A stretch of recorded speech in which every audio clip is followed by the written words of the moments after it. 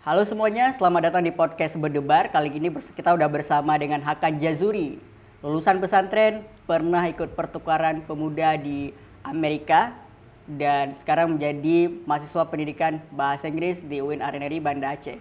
Tapi juga bisa belajar di Minerva University dan mengikuti program Global Student Year.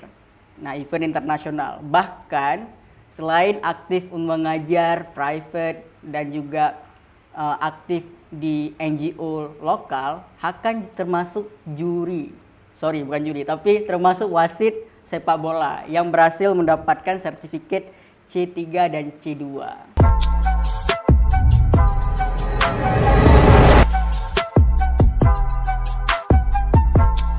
Halo Hakan. Halo, Assalamualaikum. Waalaikumsalam. Nah, kita mau coba santai aja, aman aja. Nanti kalau emang ada yang nggak cocok kita cut aja. Nah, mungkin ini yang pengen aku tanyakan dulu ke Hakan.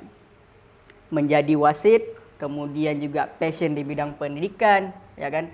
Dan Hakan juga masih magang sebagai tim marketing di salah satu startup yang bergerak di bidang finance. Which is mungkin kelihatannya itu kan banyak kan cabangnya kan. Nah, kenapa bisa mau mengeksplor hal-hal itu dengan usia masih sangat muda? Berapa usia kan? 18. Ya. 18 tahun. Oke, kan. Sebenarnya itu agak, I would say that privilege ya, lumayan privilege. Dan menjadi itu tuh di semester 2 akan bergabung ke, boleh sebut brand? Boleh. Bergabung ke 1000 fintech company di bawah CEO-nya Kak Nadia Amalia. Terus di situ akan jadi bagian event and partnership associate di bawah divisi marketing.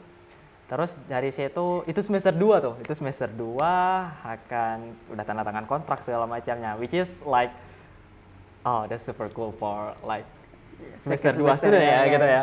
Nah, terus ya belajar banyak di 1000. Pertamanya Alia, terus rebranding ke 1000, buat acara yang super cool, ngundang Jerome Pauline, ngundang Kak Sabrina Anggraini dan lain-lain, which is I'm doing that, kayak ngontak satu-satu, terus partnership dengan Gojek, Grab, Traveloka, terus Koala dan lain-lainnya, dan it's super cool. Nah, balik ke pertanyaan tadi, kenapa mau ekspor banyak hal itu?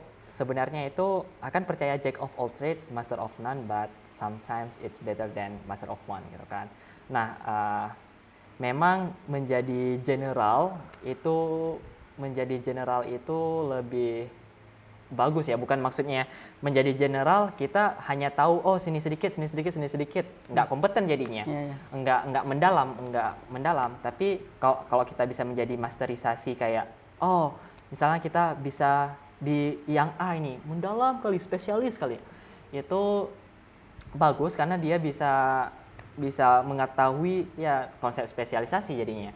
Terus tapi kenapa akan milih lebih ke general? Karena memang ketika akan menjadi generalis itu akan bisa terekspos oleh banyak hal. Nah, sekarang cuman gimana akan nge-sale aja sih, gimana akan menjadi, kan akan nih yang jadi sailornya kan, gimana akan berlabuh aja dengan what I'm doing. Ya kita harus menjadi generalis yang kompeten gitu. Jatuh ya. Menjadi generalis yang kompeten, gimana kita menjadi generalis yang kompeten nantinya, dimana walaupun enggak dalam kali tapi kita harus bisa ya mencuci, kayak nyiram bunga, nyuci motor segala macam, walaupun kita enggak sampai ke akar-akar yang kita siram, tapi dalam kedalaman berapapun itu which is bakal something yang bakal benefit di kemudian hari nanti. Dan aku lihat mungkin kalau kamu bakal jadi leader, kamu bisa punya empati ya dengan tim kamu, karena kamu paham mengenai kerjaan orang nih. Nah, kalau aku lihat perjalanannya kan, mungkin kayaknya kamu dimulai menjadi petualang kayak gini, misalnya seberani ini mungkin dari pas di pesantren ikut pertukaran ke Amerika ya kan. Nah, setelah balik ke Amerika, kemudian kamu pengen mencoba banyak hal kamu bilang tadi, tapi kenapa untuk jurusan perkuliahan, nah kamu milihnya itu pendidikan. Nah, let me be honest, itu sebenarnya akan pengen kali dulu masuk HIUI. oke. HIUI, Hubungan Internasional UI, tapi karena tiba-tiba kami dipulangkan gitu kan, dipulangkan COVID, terus waktu itu bulan 5 itu UTBK udah nggak ada lagi tuh, bulan 5, dan semua universitas udah tutup gitu kan. Ya udah deh, yang buka waktu itu cuman UIN Araniri, UIN Araniri Mandiri ya, kan masuk UIN Araniri Mandiri, tapi ya balik lagi nih, akan nggak tahu nih jurusan di UIN tuh syariat semua kan. Which is I'm not passionate about. Terus mama bilang ya udah coba masuk ke pendidikan bahasa Inggris saja. Nah, ketika terekspos dengan pendidikan bahasa Inggris, oh rupanya banyak juga nih problem-problem yang bisa kita solve nanti ke depannya gitu. Dan ya it hooked my attention a lot, dan itu membuat ya gimana ya, terevaporasi dengan problem-problem yang ada di pendidikan. So yeah, I'm love it now gitu. Jadi membuat akan jatuh cinta ke pendidikan gitu. Oke. Nah, sebelum kita bahas lebih detail masalah edukasi nih, pendidikan, akan mungkin kuliahnya saat ini di UIN Araniri di pendidikan bahasa Inggris, tapi aku lihat akan bisa dapat program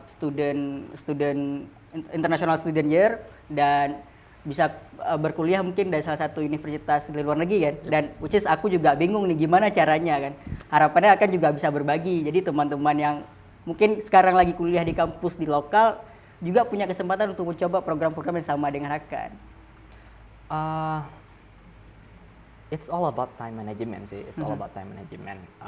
Kalau dibilang Hakan kok bisa bagus lagi gini, I don't know. Memang time management itu sense-nya, walaupun ada orang yang udah buat time management sebagus mungkin, tapi nggak komit ke misalkan schedule-nya, ke planning-nya, itu sama aja bohong gitu kan. Nah, tapi mungkin karena akan komit di satu sisi, terus akan I use that block time, terus misalkan dari jam 10 sampai jam ini ya what I'm doing gitu, dari jam selanjutnya apa yang what should I do gitu kan. Nah, terus ya kalau kita komit, misalkan dari jam 10 sampai jam 12 harus ngerjain ini, komit nih, nggak buka handphone, nggak buka notifikasi Instagram segala macamnya, karena itu yang nge-distract kita kan, nge-distract kita. Kalau kita komit, ya menurut Akan kita bisa lakuin apa aja gitu, yang penting time management gitu. Nah, akan bagi time-nya, akan bagi kapan akan belajar di UIN, kapan akan belajar di Minerva, kapan akan ngelakuin hal-hal lain kayak wasit di sore hari, terus kapan akan ngajar siang harinya, kapan akan ngajar di habis Indonesia segala macamnya. Itu ya time management is the key gitu. Nah, untuk pertanyaan spesifiknya mungkin gimana caranya nih? Kalau misalnya teman-teman pengen belajar juga di Minerva University atau juga pengen ikutin Global Student Year yang udah akan ikutin. Untuk itu banyak program-program di luar sana kan. Cuman kita aja sering coba kita browse aja gitu kan. Ada banyak kali website yang bisa kita cari kayak UIN Hope segala macamnya. Masalahnya itu kita gimana cari program yang berintegritas gitu kan. Nah, itu pilihan masing-masing. Kayak ada sekarang yang Wisely lagi dibuka. Kalau teman-teman mau ikut, ya ikut gitu. Kalau misalkan Hakan kayaknya nggak daftar tahun ini mungkin karena ada goal lain yang lagi akan kejar gitu kan, ya mungkin I can postpone that gitu. Nah, gimana caranya buat teman-teman yang lain? Ya menurut Hakan sih notifikasi subscribe di inbox email, terus subscribe-nya masukkan berlangganan dari situs-situs yang menyediakan informasi program-program tersebut. Terus juga teman-teman di LinkedIn juga, terus di Instagram. Jangan di Instagram, itu kan kita kan sekarang algoritma Instagram itu kan udah keren banget kan ya. Kalau kita nge-follow ini nanti bakal rekomendasi lain ya. Itu aja kan gitu kan. Nah, jadi ya subscribe dan follow hal-hal yang pengen yang kamu ikuti gitu. Kayak after all life is choice gitu. Kalau kamu pengennya gini, subscribe ini, following ini, ya nanti bakal muncul itu. Kalau kamu nggak mau ya udah terserah gitu. Jadi poinnya yang bisa kita ambil adalah justru ketika kita juga kuliah di lokal nih, kita juga punya opportunity untuk bisa punya experience di bidang-bidang internasional. Kayak akan bisa mendapatkan beberapa event internasional itu karena kamu cari, ya kan? Siap. Which is kalau semua orang mau seperti itu untuk cari, dia bakal dapat juga. Gitu. Nah, jadi poin itu yang poin yang ingin akan sampaikan ke teman-teman. Untuk nih aku pengen angkat ini sedikit untuk event internasional segala macam biar bisa dapat juga teman-teman. Menurut kamu value apa yang harus teman-teman ada? Wow, it's a great question ya. Kalau value yang ada itu as being as unique as yourself gitu, itu termasuk value sih. Kamu bisa bercerita tentang hal kamu gitu. Nggak perlu kayak, oh aku nggak punya pengalaman nih, aku nggak punya usaha untuk dibangun, aku nggak punya aku nggak punya prestasi untuk diceritakan.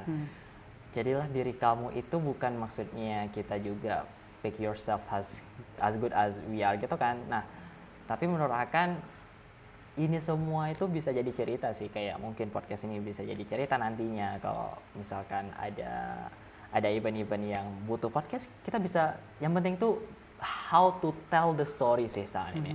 How to tell the story. Konsepnya gimana kita hanya mungkin simple biasa. Oke, contoh ya, langsung contoh nih. Contoh misalkan, oh saya pas SMA menjual tiket di pensi, itu cuman prestasinya, gitu kan.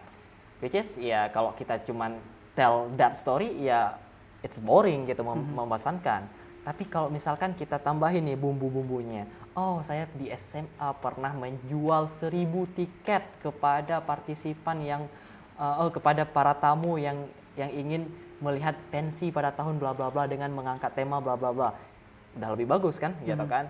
Dan ya menurut Akan sekarang how will you tell your story aja sih, gitu.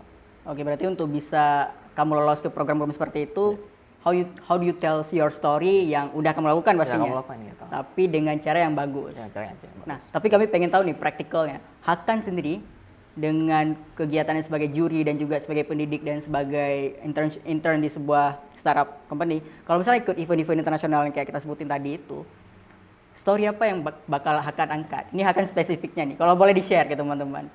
Oke, ini vulnerable sih, kayak satu sisi akan kayak I'm not so good gitu kan, kayak akan masih belajar juga gitu kan. Tapi misalkan ada orang yang over proud, kayak over qualify gitu kan, kayak semua dimasukin, semua prestasinya dimasukin segala macam. Di satu sisi itu bagus, tapi di satu sisi itu kayak, oh anak ini kayak gini deh. Kalau misalkan ke kondangan, udah buat perhiasan segala macam sampai pakai emas penuh, jadi norak kan, gitu. Kita juga dengan hal-hal lain sih, yang misalkan kamu pengen masuk ke let's say startup gitu kan, nah kamu pengen nge-propose di bidang marketing gitu kan, nah ya udah kamu coba cari tahu ataupun link prestasi-prestasi kamu, gali lagi nih prestasi-prestasi kamu yang sebelum-sebelumnya itu tentang yang relate ke bagian marketing itu. Jangan sampai kamu hal-hal yang bahkan enggak ada relevansi di bagian marketing kamu masukin juga. Yaitu kayak di satu sisi mungkin kamu, oh saya bangga dengan prestasi ini. Tapi satu sisi itu nggak penting gitu. Jadi menurut Akan kan akan udah banyak nih kan. Jadi ketika Akan pengen nge-explore satu hal lagi, ya Akan tinggal gali aja apa yang udah what I have done di belakangnya. Terus akan relate ke hal yang pengen Akan propose tersebut gitu. Terus yang nggak mau Akan show off gitu kan, ya udah Akan inventarisir aja, akan gudangin lagi nih, akan storage lagi. Oh nanti aja nih waktu ada program lain baru kita keluarin yang senjata ini. Waktu kita mau lawan si ini baru kita keluarin senjata ini. Pokoknya itu tergantung gimana kita menggunakan senjata kita. Gitu. Oke, sip. Berarti itu kalau kesimpulan untuk program-program yang kalian ikutin teman-teman. Pertama cari semuanya dan keluarkan weapon yang cocok ya. Iya, weapon yang cocok. Jangan semuanya dikeluarin. Itu bakal jadi norak nantinya. Jadi norak gitu. Nah, BTW aku juga lupa mau sebutin, Hakan juga aktif di YouTube, ya kan? Ada beberapa konten yang udah Hakan bikin dan aku lihat beberapa orang chat Hakan ketika entah di DM, aku lupa mungkin ya. DM, oh, chat. DM. Jadi aku nonton konten kakak segala macam kan. Ya, kemampuan Hakan dalam melakukan personal branding itu dari mana belajarnya? Itu aku pengen tahu juga kan, dari mana belajarnya? Karena bagus sekali di story ada, di YouTube mah juga ada. Terus kedepannya kalau YouTube-nya itu dipertahankan Iya, bakalan jadi aset konsisten. besar ya kan. Iya. Memang snowball effect dari YouTube itu gede banget ya. Akan nggak tahu awalnya cuman kayak malam-malam nge-record doang kayak halo guys gitu. Aku nggak tahu video ini bakal nge-boom atau gimana. Itu unscript, nggak ada script writingnya segala macamnya dan editnya nggak ada juga, langsung plop gitu kan. Tiba-tiba ya nge-boom videonya sampai pokoknya terus pas akan upload selanjutnya itu makin banyak gitu. Dan kayak abang bilang tadi itu kalau konsisten mungkin bisa jadi aset ya, tapi ya kan mungkin masih ada fokus ke yang lain gitu kan, belum fokus ke YouTube. Terus dari yang akan lihat memang pemuda-pemuda kita nih ataupun orang-orang di sekitar kita nih, anak-anak milenial sekarang memang udah sadar nggak perlu lagi konten-konten yang gimana ya, abal-abal kayak ya yang penting isinya sekarang gitu. Memang udah sadar, tinggal kita gimana awareness aja nih, tinggal kita sounding aja gitu. Nah, untuk masalah personal branding sendiri itu memang belajarnya di mana kan nggak tahu sih. Mungkin makin dalam perjalanan akan belajarnya dalam perjalanan gitu, bukan belajarnya. Enggak ada konsep, memang banyak banget konsep-konsep yang nggak kita belajar di sekolah, tapi dalam perjalanannya dapat sendiri gitu. Terus ya akan belajar itu sih, personal branding itu banyak dari akan tanya ke orang dalam perjalanannya, tanya gini gimana ini gimana, which is ya as I can conclude akan nggak mau memblok diri akan di satu kotak gitu. Dan kalau bisa akan nge-explore banyak hal kayak akan bilang tadi menjadi generalis, why not gitu. So yeah.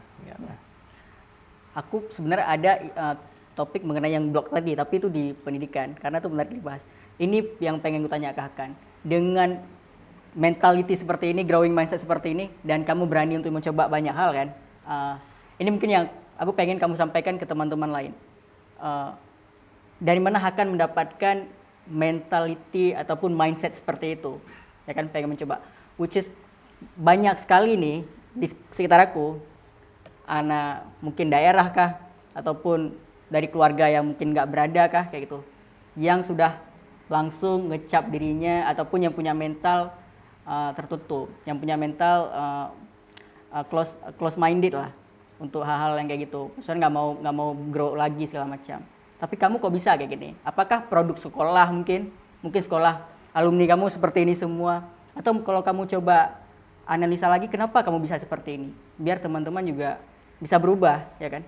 Mereka bisa juga jadi seperti diri mereka kan, yang bisa eksplor banyak hal, berani gitu. Memang pendidikan rumah sebagai madrasatul ula itu memang penting banget ya. Mungkin orang tua Hakan yang memang ayah mama itu nggak ngejurusin akan kah bejutnya ya, kamu harus begini, kamu harus begini, enggak gitu. Di satu sisi mama dengan ayah itu apapun yang Hakan mau, adik-adik Hakan juga gitu, apapun yang Hakan dan adik-adik Hakan mau lakuin, pegah mbak ayah, bilang ke mama, bilang ke ayah, gitu, nanti bakal disupport gitu. Dan di satu sisi itu bagus ya, sisi itu bagus, tapi di satu sisi lain bagi orang-orang yang masih mungkin belum terekspos, jadi kayak bingung jadinya kan. Aku kayak gitu soalnya, bingung mau kemana gitu kan? Karena nggak dituntun ya, benar-benar ya. Satu itu udah akan diskusi juga kayak sama ada beberapa profesor gitu kan. Ya memang bakal bingung. Nah, jadi gimana dalam perjalanannya itu memang nampak apa yang the stuff you enjoy the most itu memang nampak nantinya. Dan ketika akan menjadi generalis kayak akan bilang tadi, terekspos dengan banyak hal, akan bisa nyicipin nih, oh nyicip ini sedikit 1 sendok, nyicip ini 1 sendok, nyicip ini 1 sendok gitu. Dan oh misalkan hambar, ya udah kan tinggalin, nggak makan lagi gitu. Akan makan yang menurut akan enak, appetizer-nya enak, makanan ringannya enak, makanan penutupnya enak, makanan utamanya enak gitu. Itu sih metafornya gitu. Tapi kok berani mencicipi kan, itu pertanyaan. Kenapa berani mencicipi semua itu? Karena ada orang nggak berani kan, ada orang takut. Berani ngecicipin itu mungkin itu karena akan udah sadar duluan ya. Memang life is so hard dan memang nggak mau merembel-embel, oh saya masa lalunya susah, enggak segala macam, akan enggak susah banget gitu kan. Cuman berani ngecicip, kenapa akan berani ngecicip? Itu karena akan merasa bahwasanya my achievement di belakang itu udah banyak banget dan responsible-nya itu bakal besar banget dan nanti ke depannya akan takut itu menjadi aib tersendiri. You know what I mean? Oke. Gitu. Kayak misalkan, contoh langsung aja deh. Misalkan ini udah banyak banget di belakang. Tiba-tiba ke depannya nanti apa juga yang dulunya bla bla bla bla. Itu jadi omongan tersendiri. Ya di satu sisi ya nggak usah kita akhir orang-orang yang macam gitu kan, yang penting itu, kita self satisfaction-nya kan. Tapi di satu sisi ketika kamu punya achievement yang bagus, itu kayak I have the responsible ya, ini balik my opinion, I have the responsible bahwasanya aku harus bisa berbagi juga manfaatnya ke orang lain gitu, harus ngasih at least positive vibe ke orang lain, dan untuk memastikan bukan masa depannya, ke depannya yang masih abstrak, itu yang membuat akan berani nyicip banyak hal. Oke sih. Mungkin yang aku bisa ambil, ketika kamu punya achievement dan kamu punya responsibility untuk sharing semua itu, karena which is mungkin kamu dapat program dibayar sama orang, ya mereka berekspektasi kamu juga bakalan nyebarin ke banyak orang.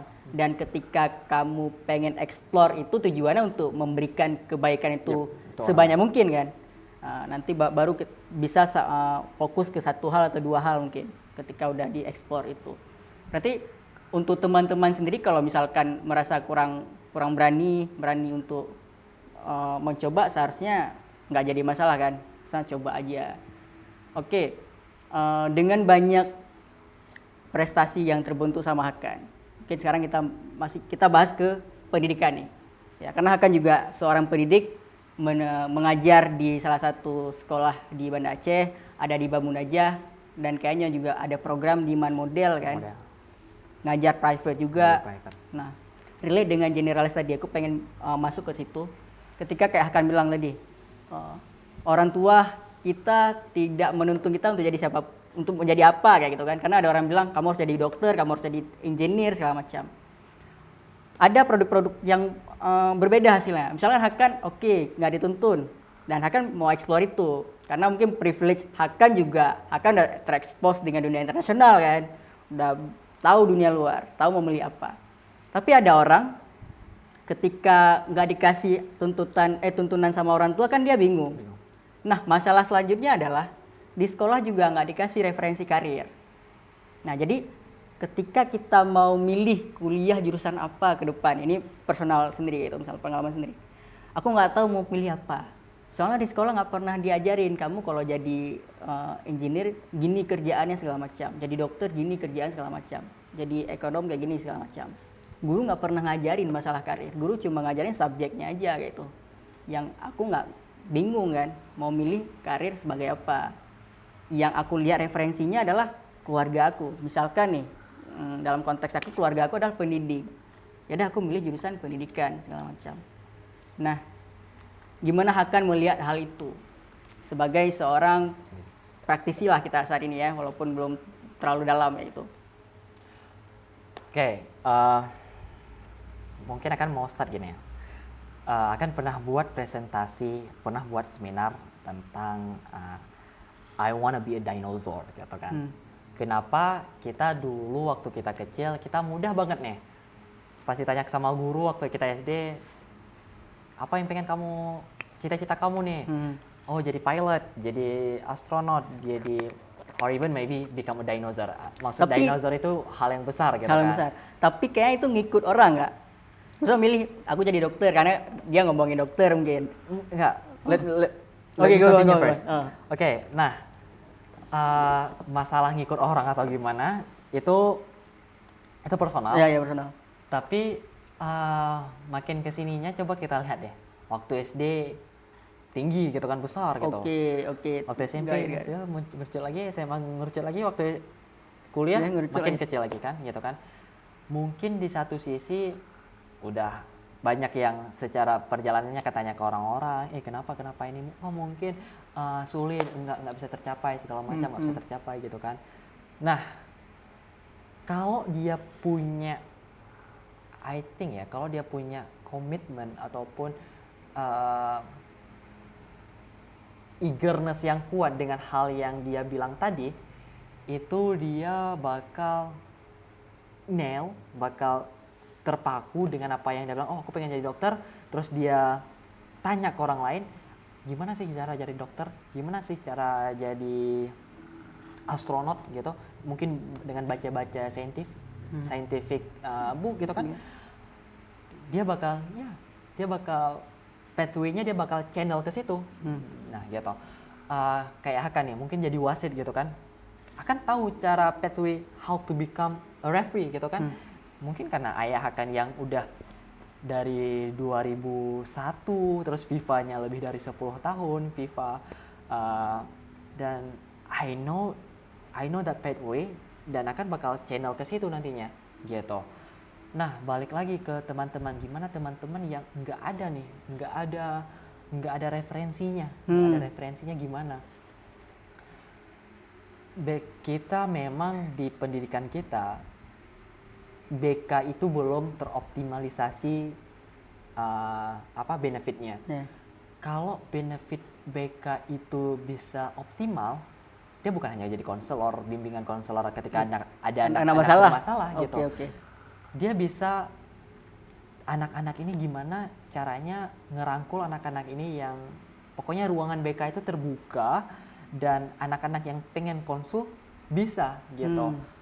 Konsep wali kelas juga. Konsep wali kelas itu lebih dari hanya ngisi rapor tanda tangan itu gitu. Okay. Konsep wali kelas itu kayak memang misalkan lebih berat sih kalau orang tua Madrasatul Ula, terus Madrasatul Saninya itu mungkin menurut Akan di sekolah ya wali kelas gitu.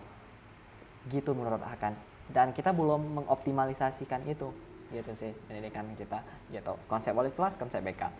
Memang nanti kalau misalkan BK SD ada BK? SD nggak ada BK. SD nggak tahu, nggak ada BK, lupa soalnya. Tapi misalkan dari wali kelas SD-nya udah tahu nih potensi anak-anaknya, terus langsung dibimbing dari bagus, terus SMP, SMA, itu bakal channelnya itu bakal tertuju gitu. As long as kalau kita care enough, memang ya awareness kita di dunia pendidikan masih kurang. Jadi ya gitu, anak-anak masih abstrak apa yang bakal kita lakukan ke depan. And let me be honest, ini topiknya besar banget, ini kompleks banget, dan I don't know how to answer. Tapi in my opinion, that's a problem. Gitu. I see. Mungkin salah satu effortnya adalah dengan mengoptimalisasikan BK dan wali kelas.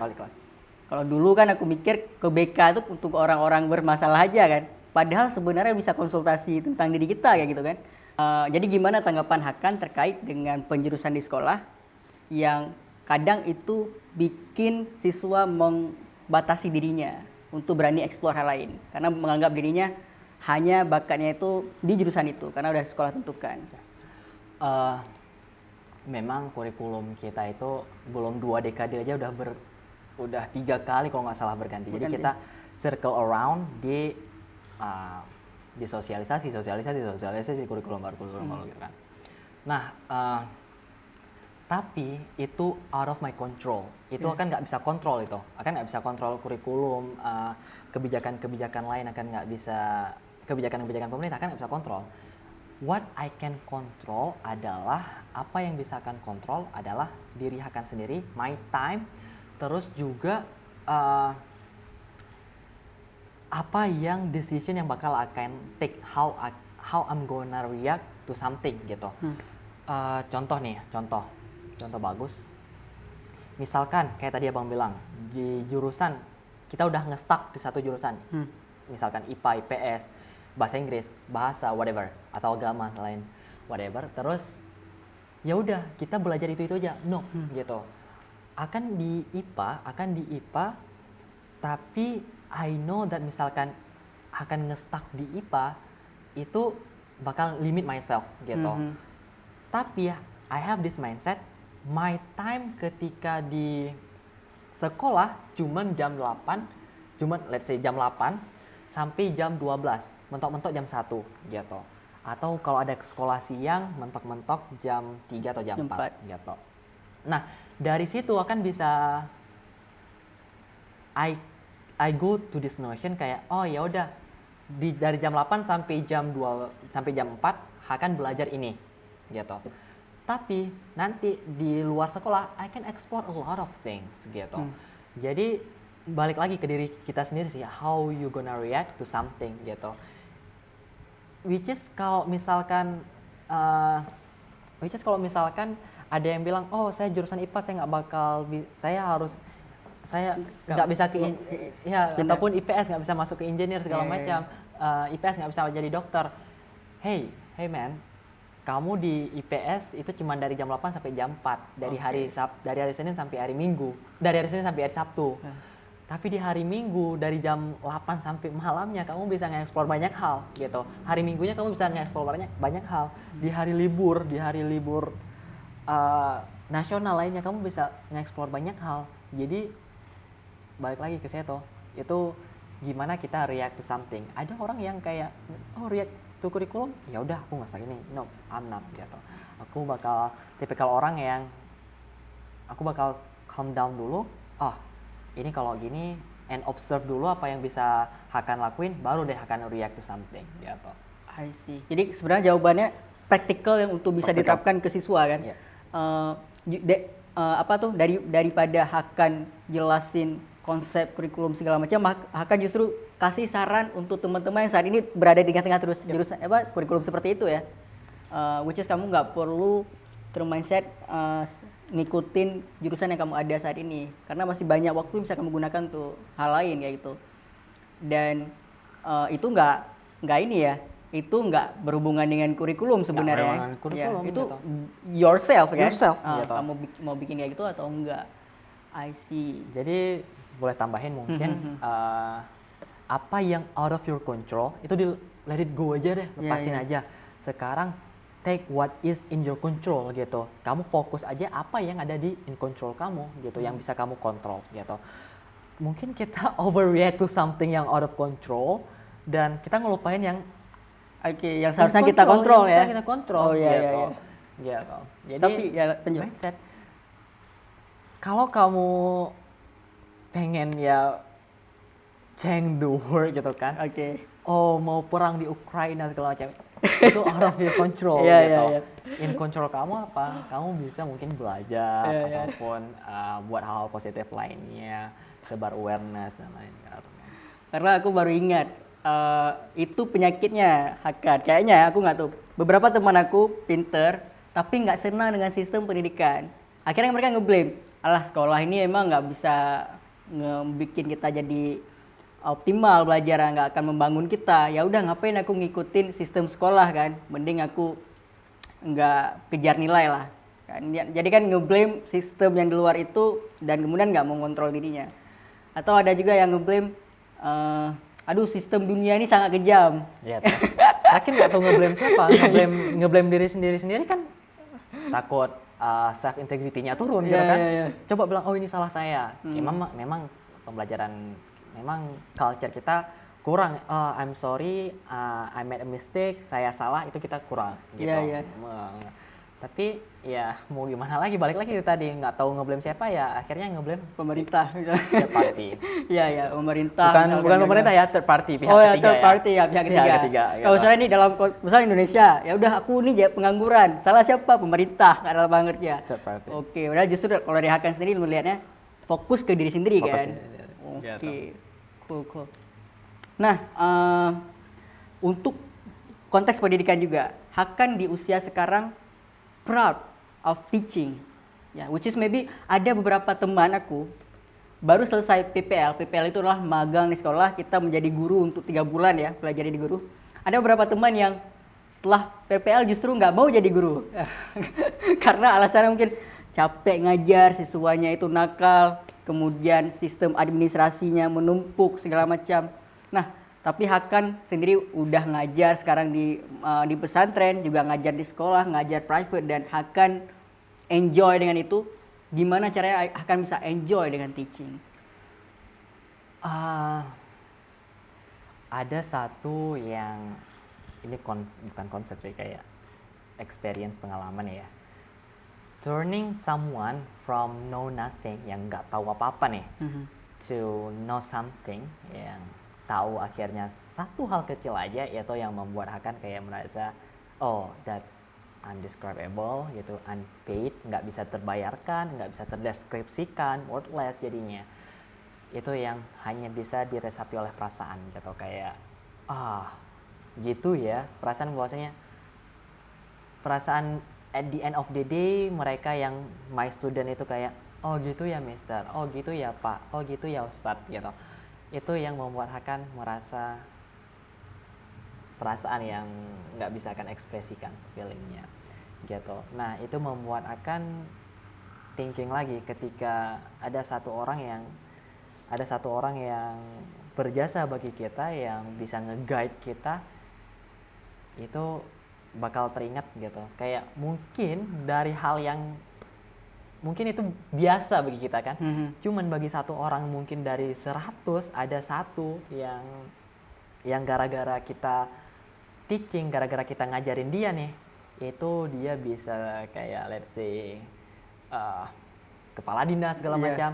Makanya kan selalu bilang ke anak didik Hakan, ini misalkan kalian jadi kepala dinas nanti jangan lupa ya, bahwasanya saya pernah ngajarin ini ke kamu, saya pernah ngajarin ini ke kamu, saya pernah ngajarin ini ke kamu gitu.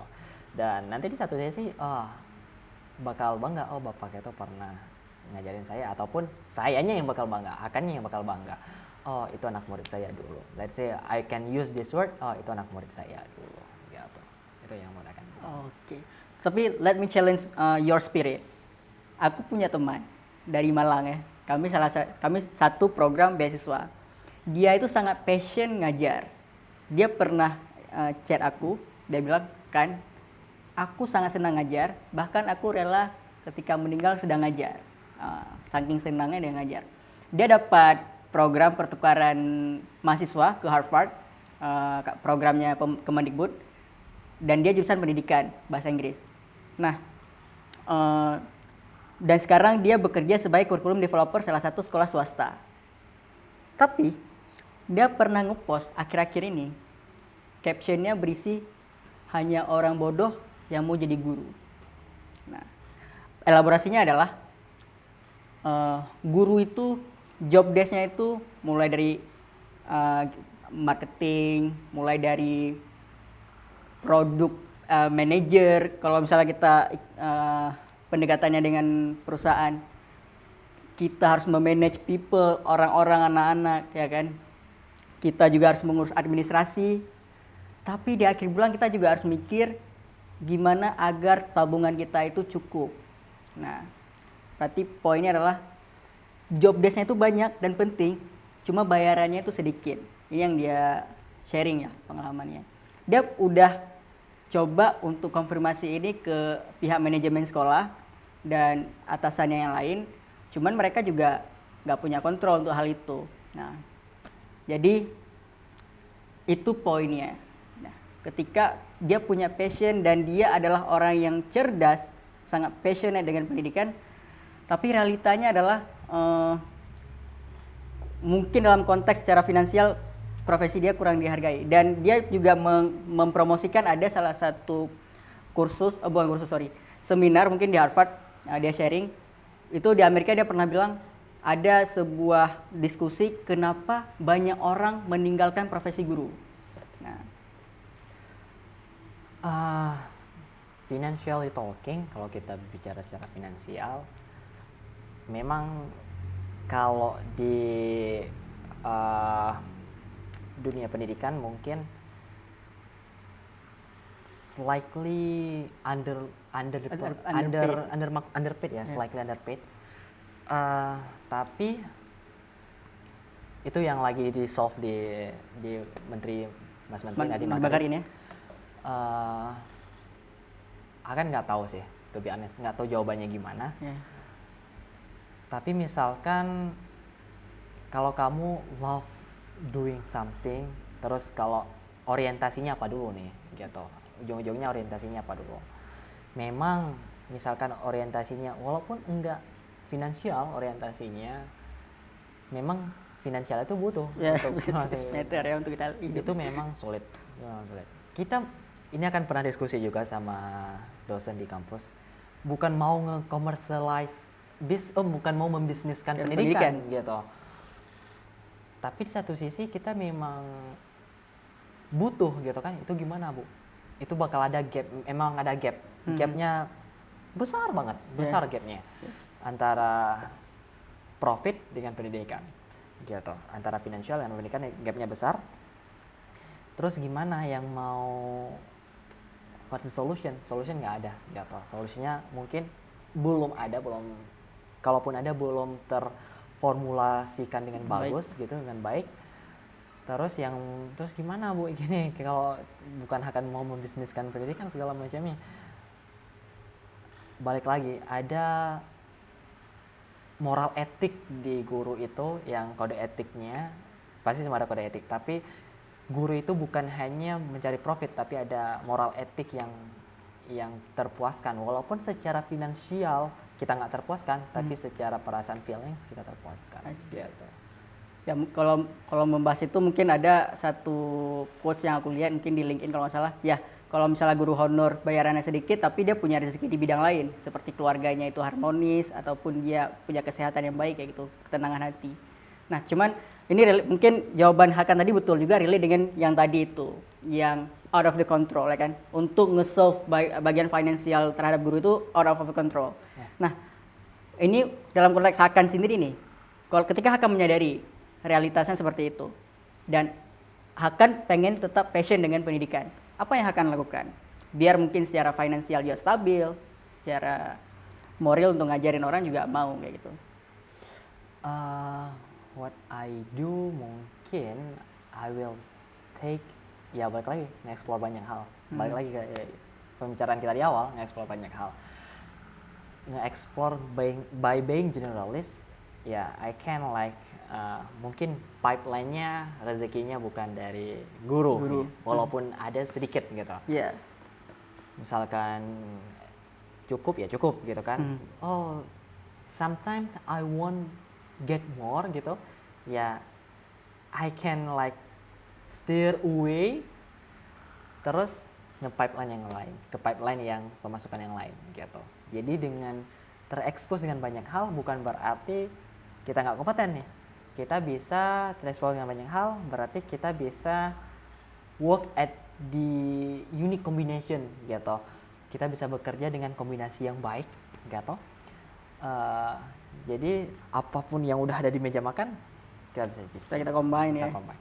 Berarti mungkin poinnya adalah yang aku tangkap, kamu ngajar, tapi salah satu sisi kamu juga bisa mencari sumber rezeki di tempat lainnya. Mungkin kayak sekarang kita lihat Jeremy Polim, dia ngajarin matematik, tapi dia juga buka bisnis. Mungkin itu salah satu saran untuk teman-teman pendidik mau tetap passionnya dengan pendidikan, dia juga pengen punya finansial yang stabil, yang strong kayak gitu. Oke, nah. Apa nih Hakan? Kalau aku mau bilang ya, kalau relate dengan yang punya finansial tadi itu, salah satu yang mungkin nggak semua orang kayak Hakan, passionnya dengan pendidikan. Tapi ada orang yang punya kemampuan intelektual sama seperti Hakan. Maksudnya orang-orang keren secara intelektual, punya capability untuk ngajarin orang lain. Tapi karena dia melihat pendidikan itu nggak prestigius, akhirnya dia meninggalkan itu. Dan akhirnya quote and quote yang tinggal di pendidikan adalah orang-orang yang nggak tahu mau kemana lagi kayak gitu. Padahal pendidik itu adalah role paling penting untuk sebuah negara kan, untuk sebuah peradaban. Tapi kalau role yang paling penting diisi oleh orang-orang yang tidak bertanggung jawab ataupun orang-orang tidak serius dengan profesinya kan jadi kualitasnya nggak bagus gitu. Nah, mungkin ini pertanyaan aku terkait ini ya, gimana cara solve ini? Karena aku melihat ini kan sebagai circle lingkaran setan kan. Ya, pendidikan kita nggak berkualitas karena SDM-nya tuh belum mumpuni. Kenapa SDM-nya nggak mumpuni? Karena memang pekerjaan itu nggak prestisius. Orang lebih suka pengen jadi dokter, sebagai teknis atau sebagai itu. Ini mungkin solusi yang pengen tanya ke Hakan. Memang di luar kontrol kita, tapi at least ini jadi sebuah referensi bagi siapapun nanti punya role penting di sistem pendidikan kita. Kalau menurut Hakan, gimana cara meng-solve ini? Oke, menurut Hakan gimana cara nge-solve ini? Mungkin balik lagi ke how do we tell the story sih. Mungkin ya, how do we tell the story? Gimana kita bisa nyebarin awareness yang lebih memikat gitu. Let's say, metafor. Kalau tulisan di bannernya bagus, mungkin kita terlirik gitu kan. Yeah. Ini sekarang masalahnya awareness-nya itu nggak tersampaikan dengan bagus. Butuh telling the story-nya itu dengan formula sedemikian rupa yang bagus gitu, sehingga orang-orang yang punya intelektualnya bagus, yang punya kemampuan capability-nya juga mantap, bahkan lebih gitu kan, bisa tahu bahwasanya benefit di dunia pendidikan gini. Balik lagi gimana kita tell the story sih dengan benefit yang ada, bahkan kalau bisa ya diprestigiuskan gitu. Kita nggak bisa buat something itu, mungkin kita bisa melebih-lebihkan something, tapi at the end of the day nothing gitu. Nah, menurut Hakan lebih baik kita urusin dulu nih internalnya. Seprestigious mana sih benefit yang bakal didapatkan? Kalau udah lengkap nih, udah tahu nih, baru kita bisa tell good story. I see. So, ya seharusnya PR kita bersama adalah bikin profesi guru ini seprestigious mungkin. Baru kita bisa promote ini ke orang-orang yang punya potensi untuk jadi guru yang bagus. Nah, kalau di Singapura high pay, high salary, but high responsibility, ya kan? Kalau kita di sini underpaid, that's why our responsibility juga nggak gede-gede amat kalau di guru kan. Oke, cool. Nah, terakhir untuk segmen ini, Hakan menyediakan service apa aja? Misalnya Hakan melayani apa aja? Mungkin Hakan lagi jualan produk, Hakan lagi buka kelas, Hakan lagi menawarkan jasanya, bisa dipromosikan di sini. Dan gimana caranya orang-orang bisa nge-reach out Hakan? Oke. Hakan ada buka kelas grammar, kelas public speaking, terus kelas writing, yang mau nulis essay segala macamnya. Itu bisa nge-reach out Hakan mungkin di Instagram Hakan Jazuli, taruh di deskripsi gitu ya. Terus ada beberapa lagi mungkin kayak cleaning service akan provide juga, itu which is something good money gitu. Ada beberapa kayak di Sabang itu ada bule, dia bungalunya bagus, bungalunya berantakan, terus kalian service itu. Ya, kalian service. Balik lagi tell the story. Jadinya akhirnya jatuhnya ke tell story, gimana akan bisa membuat si customer ini terpikat dengan apa yang I sell gitu, apa yang akan jual gitu kan. Ya pasti dengan telling story yang bagus dia terpikat gitu. Gitu juga dengan jawaban-jawaban yang di sebelum-sebelumnya gitu. Jadi misalkan yang mau akan bantu service office ini deh, ataupun bantu setup office ini deh, gini. Ya, you can call me di link Instagram juga. Terus apa lagi yang akan provide ya? MC ya, job MC, ada beberapa job MC, birthday MC, terus acara birthday, acara syukuran, acara orang kawin, pernikahan. You have done it ya? I have done it. Jadi itu banyak kali service yang akan keluar. Cool. memang sales yang bagus adalah sales yang bisa storytelling yang bagus juga. Ya, pitching idea bisnis juga itu ya, storytelling ya. Cool. Nah, Hakan, nanti untuk reach out Hakan untuk Instagram dan mungkin LinkedIn juga bakalan kami taruh di deskripsi. Nah, last message akan mungkin adalah coba fokus apa yang ada di kontrol kamu. Yang out of your control itu tinggalin. Nggak perlu overthinking dengan out of your control. Kayak tadi, kurikulum segala macam, pemerintahan segala macam, itu out of your control. Yang bisa kamu kontrol adalah kamu manage your time, apa yang bakal kamu doing dari jam 7 sampai jam 10 malam, itu yang bisa kamu in your control. Terus jangan sampai old mindset bahwasanya aku nge-stuck di sini, itu membuat kamu limit yourself, ngekotak diri kamu jadinya. So menurut akan explore banyak hal, walaupun dalam kedalaman beberapa aja, cicip banyak hal, nanti kamu bisa tahu, oh ini terlalu asin, ya udah tinggalin, nggak makan lagi.